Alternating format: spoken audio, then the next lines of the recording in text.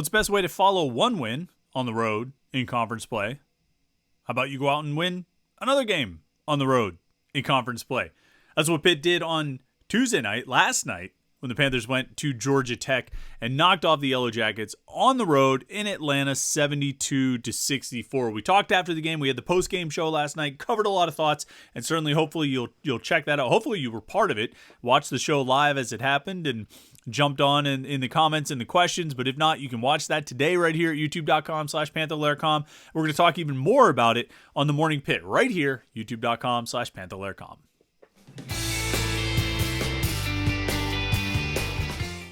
Yeah, it's Wednesday morning. It's the start, the middle of the week, I should say. It's not the start of the week. It's the middle of the week. And we're here on the Morning Pit on youtube.com/Panther-Lair.com. I'm Chris Peak from Panther-Lair.com. You know the website, Panther-Lair.com. Pittsburgh.rivals.com. The most comprehensive source of Pitt sports news on the internet, football, basketball, and recruiting. You can find it all at Panther-Lair.com and message boards to interact with other Pitt fans. All day, every day, Pitt fans are hanging out at Panther-Lair.com, Pittsburgh.rivals.com. And they're talking about Pitt sports. And certainly there was a lot of lively conversation last night during the game. There's a lot of lively conversation today about the game. And I imagine there'll be a lot of lively conversation between now and Saturday in these few days that Pitt has off between last night's game at Georgia Tech and Saturday's game at Miami. And between it all, we'll be talking right here at youtube.com/Panther-Lair.com. That's where we do these Morning Pit videos Monday through Friday. Every day of the week, a little bit of Pitt sports talk to get your day started. It's where we do the weekly live stream every Wednesday night at 8 o'clock. We'll have that tonight. Me and Jim Hammett will get together to talk about Pitt, Georgia Tech, Pitt, Duke, recruiting stuff, transfer portal stuff, all kinds of things with your comments and questions. And that's the fun thing about the Wednesday night live stream. It's the same thing on the post-game shows. You can get into the chat screen over there on the right-hand side of the screen. You can post your comments and your questions. We'll read your comments, react to those. We'll answer your questions. And we do it all on the live stream, the live Panther-Lair show on Wednesday nights at 8 o'clock. And then our live post-game show after every road basketball game is what we're doing from here on out. Every road basketball game. We had a live show last night after the Georgia Tech game. We'll have one after the Miami game. Had one after the Duke game on Saturday. And they're fun. The post-game shows are always fun. It's fun when we do it during football season, and it's fun to do them here during the basketball season as well. So hopefully you can tune in for those. And if you want to make sure you don't miss any of it, subscribe to our YouTube channel, youtube.com/Panther-Lair.com. Turn on notifications. You'll get an alert sent to your phone whenever we go live or post a new video. Also, while you're at it, like this video as well. So a weird thing happened last night. Pitt at Georgia Tech in Atlanta. Looking to build on the win at Duke, trying to, build a little bit of a winning streak, win 2 in a row for the first time in, goodness, since conference play started. Last time, they haven't won back-to-back games since they won, how many was it? 4 in a row after the Clemson game. They beat West Virginia, Canisius, South Carolina State, and Purdue Fort Wayne. They haven't won back-to-back since then. They've only won 2 games since then. They won the Louisville game, and then they won at Duke. And so they were looking to win back-to-back games for the first time since, what was that date? December 20th was the last time they won back-to-back games. They were looking to do it for the first time in more than a month, and they were looking to do it on the road in a conference game. And just to add to the level of complexity, add to the challenge and make it a little bit more difficult, they were looking to do it with getting virtually nothing from Blake Hinson in the second half. Blake Hinson in the second half last night, 0 of 1 from the floor. It was a three-pointer. It was his only shot in 14 minutes of play. He committed 3 fouls in the half. He grabbed 2 rebounds. He had a turnover and a block. That was Blake Hinson's stat line in the second half last night. And despite all that, despite having that stat line in the second half, Pitt was able to outscore Georgia Tech by 4 points, 41-37, and beat the Yellow Jackets by 8, 72-64. How were they able to do it? They were able to do it because they found offense from players other than Blake Hinson. And it wasn't necessarily offense from players who haven't scored before, but it was offense from players who needed to, I think, show how they could all do it together to make up for a lack of offense from Blake Hinson, and to also sort of complement him and supplement him when he is going. And of course, I'm talking about the backcourt. I'm talking about Bub Carrington. I'm talking about Jalen Lowe. And I'm talking about Ishmael Leggett. And at the end of the game, Carrington had a game-high 19 points. Leggett scored 14. Lowe had 12. Guillermo Diaz-Graham also chipped in 12. But those three guards in the backcourt, particularly in the second half, when they played 13 and a half minutes together, the final 13 and a half minutes of the game, those three were together for the final 18 and a half minutes of the game. Carrington and Lowe playing the entire second half, all 20 minutes. Leggett coming in about a minute and a half into the second half, and all three were on the court together for the final 18 and a half minutes. And they won this game for Pitt in the second half. Leggett scored all 14 of his points in the game. He scored them after halftime. Lowe had 9 points, and Carrington had 8. If you add that up, that's 31 points. Pitt scored 41 in the second half. So 31 of the 41 points that Pitt scored in the second half came from those three guys. And they made huge buckets throughout the game. After Georgia Tech took a lead, they went up by 6. It was Lowe who converted an and one to ultimately tie the game. Later, when Pitt had a lead, Georgia Tech cut it to 5. It was 9 points at one point. 59-50 with about 4:40 to go in the game. Georgia Tech hit a jump shot and then made 2 free throws to make it a 5-point game, and Bub Carrington made a huge jump shot. Georgia Tech answered with 1 free throw, and Jalen Lowe made a huge 3. And then after Georgia Tech answered that with a 3 quickly, Ishmael Leggett came down and made a huge 3. And then Bub Carrington converted both ends of a 1-and-1. Georgia Tech kept the pressure up in the final 4 minutes, made baskets in the final 4 minutes, and tried to push Pitt. And we've seen Pitt teams fall apart in the final 4 minutes of a game. Go on a cold streak, only make 1 basket, not make a basket in the final 6 minutes or something like that. I mean, we've seen that story get told many times, some this season and some in previous seasons, where the other team is able to keep getting baskets and Pitt just goes cold. Well, they didn't go cold here. If you look over the final 4 minutes of this game, at the 4:02 mark, Ishmael Leggett missed the layup. After that, all of Pitt's shot attempts. Bub Carrington, jumper, good. Jalen Lowe, three-pointer, good. Ishmael Leggett, three-pointer, good. Leggett missed a jump shot in the final minute. It was blocked. But he made free throws. He made 3 of his 4 free throws in the final 40 seconds to close the game out. They made shots, and it was the guards who did it. It was Carrington, it was Lowe, and it was Leggett. And this is something we've been talking about for a while. This is something we've been sort of touching on in different ways for a little bit, over the last couple of weeks.